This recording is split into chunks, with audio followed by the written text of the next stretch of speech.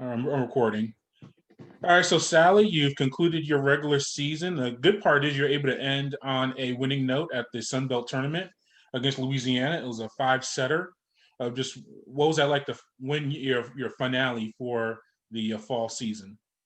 No doubt it was a hard fought match. I mean, going five, we had some really nice players. Leah Wilcox and Aaron Wyatt had such great matches, and our setter, Jordan Shoemaker. It was really nice. The season was about different people stepping up in different ways.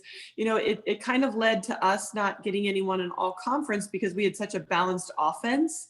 But I think that's what made it difficult to stop us is our balanced offense in that way. So getting that final win against Louisiana just definitely finished the season on a high note after a tough loss against Little Rock.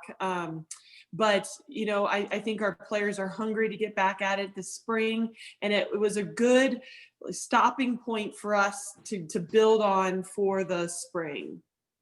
You've had a week or 2 weeks to look back on the season after the Louisiana contest. Just overall impressions of 2020, just on and off the court, things you had to go through, and just the team having a rough stretch in the middle of the season, improving in the end of the regular season. Just overall impressions of the year. I would say, first of all, to be able to play was pretty awesome, and to have a full conference schedule and everyone on board, that was huge. And I am so grateful. So many of my friends didn't get a chance to play, were limited in practice time. I think for the mental health of our players, for the growth of our players, it was incredible for them to practice, compete, and even travel and compete. So all of those things were such a blessing.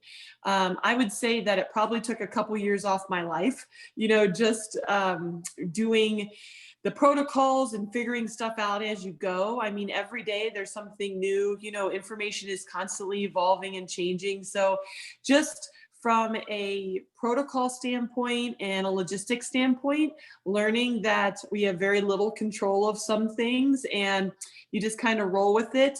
I think for me as a coach, I learned a ton. And that is all about, really what to focus your energy on and how to be present and compete the best you can today because tomorrow is never promised. And so I think that has been a really good coaching as far as composure. Also for our players, there were matches.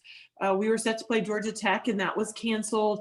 So there were some ups and downs throughout the season, and them understanding the ripple effect of their decisions and all of those things are so big and great life lessons. And so I think that our volleyball IQ, our maturity, our emotional IQ really grew this fall. So that's probably a very long answer for what we got out of this season, but looking back, I couldn't be more proud of our team and our coaching staff and our sports medicine staff. What do you do for the rest of the calendar year of 2020? And what are you going to do for the spring of 2021? There are going to be a lot of teams maybe looking for some matches because their seasons are starting up and things like that. Are you going to play any matches in 2021? And just give me the layout of the next few months for you. That's definitely the plan. And our setup is a little bit different because we will not report until January 11th. And that is when school starts. So really we'll be match ready probably about the mid to late February. So as far as scheduling matches, we're kind of in a holding pattern right now because so many conferences have different rules and regulations where some conferences are playing no non-conference. Other conferences can play non-conference at the beginning of their season. So I think that really we don't know anything until January hits, and let's see how basketball does. That's going to be our true test for the winter months to really identify what they're doing as far as competition protocols, testing, and that will give us a good roadmap for our spring. But our goal is definitely to compete this spring. Will your seniors be eligible for those matches? Yes, Okay, yes. good. What about any incoming freshmen? You have anyone coming in January? Will they be eligible? We do not have anyone coming in January, but they would be eligible if we did have mid-semester enrollees. Okay. All right. Well, good. And